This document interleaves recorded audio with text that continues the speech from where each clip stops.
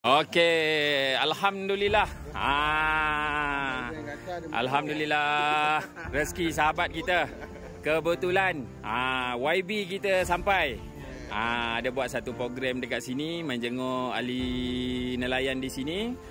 Sambil-sambil tu kebetulan kita punya sahabat dapat menaikkan seekor ikan gorgon.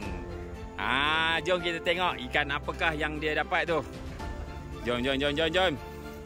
Okay YB, macam mana perasaan YB? Sebelum tengah sementara nak nunggu ikan tu sampai tu.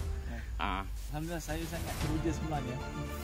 Berada di Teluk Perang pada petang ni, ada banyak sekali spesies ikan dekat sini.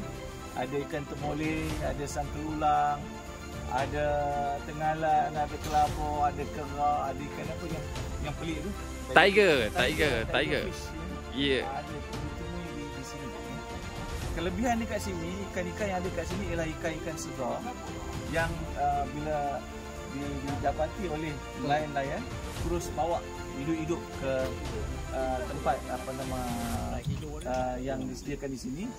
Kemudian kalau ada pembeli nak beli, mereka boleh beli dengan dalam keadaan ikan hidup-hidup yang lebih fresh lagi.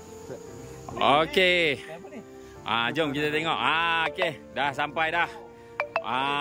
Ready, mainlah naik atas ni. Okey, sahabat kita. Alhamdulillah ada kawan dah dapat menaikkan ikan patin lawi ataupun jap, saya letak sini dulu. Letak sini dulu, letak bawah. Okey, tolong pegangkan elok-elok. Tolong pegangkan elok-elok. Bergambar terus alang-alang. Alang-alang dah sampai sini. Okey, pegang. Jom kita bergambar dulu. Jap. Ni sini. Kalau boleh sinilah.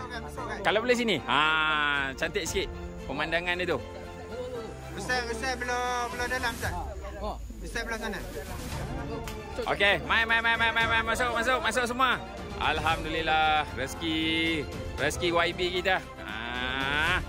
Bukan lagi rezeki mata. Alhamdulillah. Jom masuk semua.